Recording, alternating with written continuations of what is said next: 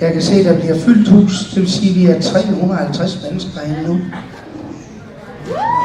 Jeg vil gerne byde jer velkommen til en fantastisk teateroplevelse, som I skal se, som sætter debatten på spidsen.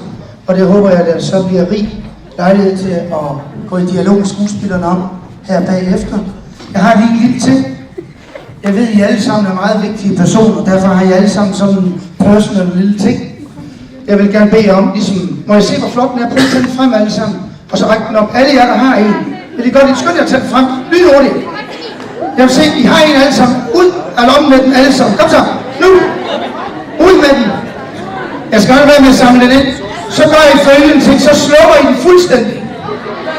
Og de af jer, der mener, I har så vigtig en samtale, ikke kun at I går bare lige ud nu.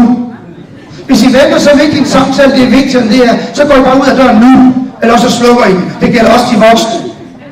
Nu er det altså pigge, hvis min ringer om lidt. Så den er også slukket. Er det ikke dejligt, så kan vi koncentrere os om det, vi skal? Ja, og der er lukket af nu. Suveræn. Så får I en fantastisk oplevelse, som bliver præsenteret her. Velkommen.